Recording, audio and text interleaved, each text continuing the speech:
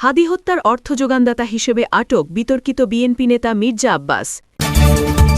রিমান্ডে চাঞ্চল্যকর তথ্য ফাঁস, 6 মাস ধরে হাদিকে হত্যার ভয়ঙ্কর ছক। এতক্ষণ শুনছিলেন সংবাদ শিরোনাম, এখন থাকছে বিস্তারিত। সব জল্পনা কল্পনার অবসান ঘটিয়ে অবশেষে হাদি হত্যার মূল হোতা গ্রেপ্তার।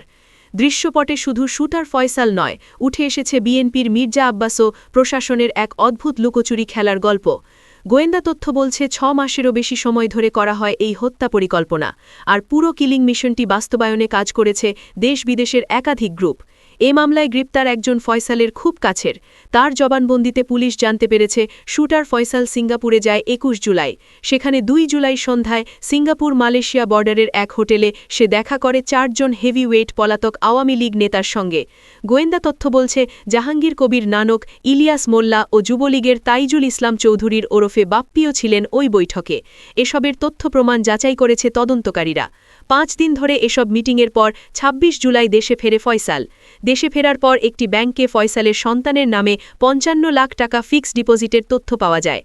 শরীফ ওসমান হাদির হত্যাকারীরা ঠিক কোন পথে পালিয়েছে রাজধানী ঢাকা ছেড়ে এবং কোন পথে পালিয়েছে তারা সীমান্তবর্তী এলাকা দিয়ে, তার আদ্যপ্রান্ত খুঁজে বের করেছে যমুনা টেলিভিশন। এবার প্রশ্ন হল, কারা তাকে সহযোগিতা করেছিল এই দেশ থেকে পালিয়ে যেতে? তাদের নাম খুঁজে বের করতে গিয়ে 2 জনের নাম পাওয়া যায়। একজন তাইজুল ইসলাম চৌধুরী ওরফে বাপ্পি, যিনি রূপনগরের মিরপুরের এই এলাকারই ছিলেন সাবেক কাউন্সিলর। আরেকজন ছিলেন তার ভগ্নিপতি, যিনি আমিনুল ইসলাম, যার সহযোগী। আমাদের প্রশ্ন, এই মুহূর্তে তারা দুজন কোথায় এবং কিভাবেই তারা সহযোগিতা করলেন তাদেরকে পালিয়ে যেতে? এলাকাবাসীরাই বা কী বলেন? ঢাকা মহানগর উত্তর যুবলীগের সাংগঠনিক সম্পাদক ও রূপনগরের সাবেক কাউন্সিলর তাইজুল ইসলাম বাপ্পির অফিসে গিয়ে দেখা যায় এখন এই অফিস অন্যদের দখলে। এলাকাবাসী ও ভবনের দায়িত্বে থাকা কেউ দিতে পারেনি তাইজুল ইসলাম বাপ্পির সঠিক কোনো অবস্থানের তথ্য। বাপ্পির বাড়িতে গিয়ে পাওয়া যায় তার ছোট ভাইকে। যমুনা টিভিকে তিনি নিশ্চিত করেন বাপ্পির শেষ লোকেশন ছিল দুবাই। এরপর আর যোগাযোগ হয়নি তাদের সাথেও। 5 অগস্টের পর বেনাপোল সীমান্ত দিয়ে বৈধ পথেই দেশ ছাড়ে বাপ্পি। কাউন্সিলর বাপ্পি ছিলেন সাবেক এমপি ইলিয়াস মোল্লার ঘনিষ্ঠজন। সমস্ত কিছু কলকাঠি নেড়েছে এই আওয়ামী দুঃশাসনের সন্ত্রাসীরা। এই সন্ত্রাসীদের যাদের নাম এসেছে তাদের অন্যতম একজন হচ্ছে এই তাইজুল ইসলাম বাপ্পি। গোয়েন্দা তথ্য বলছে বাপ্পির দিক নির্দেশনায় তার ভগ্নিপতি আমিনুল ইসলাম ব্যবস্থা করেন ফয়সাল আলমগীরের পালিয়ে যাওয়ার রোড। এরই মধ্যে গ্রেপ্তার আছে আমিনুল। দালাল ফিলিপের মাধ্যমে হালুয়াঘাট সীমান্ত দিয়ে হত্যার রাতেই ভারতে পালিয়ে যায় ফয়সাল ও আলমগীর। তাজুল ইসলাম চৌধুরী বাপ্পির অবস্থান সম্পর্কে একটি বিশ্বস্ত সূত্র 24-এর কলকাতা প্রতিনিধিকে জানিয়েছেন ইতিমধ্যেই পুলিশের হাতে আটক হয়েছেন তাজুল। যদিও স্থানীয় নারায়ণপুর থানায় পুলিশের সঙ্গে যোগাযোগ করা হলে তারা আটকের বিষয়টি স্বীকার করেননি। ইনকিলাব মঞ্চের আহ্বায়ক শহীদ ওসমান হাদি হত্যা মামলার মূল পরিকল্পনাকারী ও নির্দেশদাতা, ঢাকা মহানগর উত্তর যুবলীগের সাংগঠনিক সম্পাদক ও মিরপুর এলাকার সাবেক ওয়ার্ড কাউন্সিলর তাইজুল ইসলাম চৌধুরী বাপ্পি কলকাতায় দীর্ঘদিন ধরে অবস্থান করে আসছেন। তবে সরেজমিনে তাজুলের অবস্থান করা এলাকায় গিয়ে তাকে না পাওয়া গেলেও তার দলীয় কর্মীদের সেখানে পাওয়া যায়। এমন তথ্য উঠে এসেছে 24-এর গোপন অনুসন্ধানে।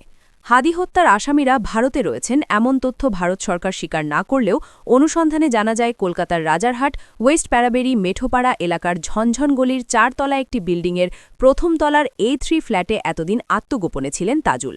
সেখানে রয়েছেন আওয়ামী লীগেরই আরও প্রায় 4 থেকে 5 জন কর্মী, যাদের প্রত্যেকের বিরুদ্ধেই রয়েছে একাধিক মামলা। স্থানীয় সূত্রে জানা যায় কলকাতার এই এলাকায় পুলিশ পরিচয় দিয়ে আত্মগোপনে ছিলেন হাদি হত্যার নির্দেশদাতা। প্রায় 1 বছরের বেশি সময় ধরে এই ঠিকানায় অবস্থান তাদের। এই ঠিকানায় সরজমিনে পৌঁছালে তাজুলের সঙ্গে ফ্ল্যাট শেয়ার করা দলীয় কর্মী ও শেরেবাংলা থানা এলাকার যুবলীগ নেতা মফিকুর রহমান উজ্জ্বল, মোহাম্মদ সাজিবুল ইসলাম ও মোহাম্মদ ওমর শরীফকে পাওয়া যায়। তারা বলেন, তাজুল এই মুহূর্তে ফ্ল্যাটে নেই, আপনি নম্বর দিয়ে যান, তাকে আপনাকে ফোন করতে বলবো। আমাদের বিরুদ্ধে হাদি হত্যা মামলার কোনো রকম মামলা নেই, বাপ্পি ভাইয়ের বিরুদ্ধে আছে, তবে সেটা মিথ্যা মামলা। ওসমান হাদিকে গুলির পর দিন র্যাবের হাতে আসা শুটার ফয়সালের বোনের আগারগাঁওয়ের বাসার পাশের বিল্ডিংয়ের ফুটেজ এটি, যেখানে দেখা যায় ফয়সাল তার মাকে নিয়ে বাসার নিচে পরিত্যক্ত স্থানে কিছু একটা খুঁজছে। পরে র্যাবের অভিযানে জানা যায় পরিত্যক্ত সেই স্থান থেকে বেশ কয়েকটি গুলি পাওয়া যায়। এই একই ধরনের গুলি দিয়ে হত্যা করা হয় হাদিকের। ওই ফ্ল্যাট থেকে আরও মেলে কোটি কোটি টাকার চেক। ইনকিলাব মঞ্চের মুখপাত্র শরীফ ওসমান হাদিকে গুলি করা শুটার ফয়সালের বোনের এই বাসা থেকেই কোটি কোটি টাকার সেই চেকগুলো উদ্ধার করে আইনশৃঙ্খলা বাহিনী। ফয়সালকে কেন, কারা, কোন ব্যক্তি প্রতিষ্ঠান এই চেকগুলো দিয়েছিল সেগুলোই এবার প্রকাশ্যে আসছে। Premier Al Arafah, prime, national, Dhaka bank সহ ১১টি ব্যাংকের ৩৮টি চেকের মধ্যে উত্তোলনযোগ্য চেক ৩২টি, টাকার অঙ্কে যা ২১৮ কোটি ৭৯ লাখ টাকা, যার মধ্যে সর্বনিম্ন ৭ লাখ এবং সর্বোচ্চ ৯০ কোটির। চেকগুলোর তথ্য খুঁজতে ব্যাংকগুলোতে যায় গোপন সূত্র। সবচেয়ে বেশি ৩৫ কোটির ১০টি চেক প্রিমিয়ার ব্যাংক গুলশান শাখার। চেকের খবর শুনে আটকে ওঠেন ব্যবস্থাপক, জানান কোনো তথ্য নেই তার কাছে। টাকার অঙ্কে সবচেয়ে বেশি ৯০ কোটি ৭ লাখ টাকার চেক প্রাইম ব্যাংকের গুলশান শাখার। খোঁজ নিতে এই শাখায় গেলে ম্যানেজার গণমাধ্যমের হাতে কথা বলতে রাজি হননি। অগ্রণী ব্যাংকের ওয়াসা শাখাতেও ফয়সালের কথা শুনে কেউ কথা বলতে রাজি নন। এরপরে আছে ন্যাশনাল ব্যাংকের ৫০ কোটির চেক। ব্যবস্থাপক ক্যামেরার সামনে কথা বলেননি, তবে তিনি জানান চেক ইস্যুকারী ম্যাম ইম্প্যাক্টস নামের প্রতিষ্ঠানের হিসাবটি অচল, সেখানে নেই কোনো টাকা।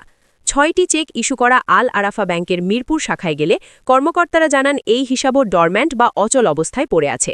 ফয়সালকে দেয়া ২১৮ কোটির মধ্যে ১৭২ কোটি টাকাই দিয়েছে Renasha international, Abu Omar trading corporation, ম্যাম ইম্প্যাক্টস, ড্রিম ইনফিনিটি চিস্তি টেক্স সহ ৭ প্রতিষ্ঠান। এসব প্রতিষ্ঠান খুঁজে বের করার চেষ্টা করে যমুনা টেলিভিশনের অনুসন্ধান টিম। শুটারকে ৯০ কোটি টাকা দেয়া ড্রিমস ইনফিনিটির ঠিকানা দেয়া বাড়িধারার ডিওএইচএসে। সেখানে গিয়ে দেখা যায় এই নামের প্রতিষ্ঠান কখনো এখানে ছিলই না। বনানীর ম্যাম ইম্প্যাক্টস ফয়সালকে ৫০ কোটি টাকা দিয়েছে, সেখানে গিয়েও হদিস মেলেনি প্রতিষ্ঠানটির। ফয়সালের চেক ইস্যু করা আরেক প্রতিষ্ঠান এমআর ইন্টারন্যাশনালের বনানীর ঠিকানাতেও কিছু নেই।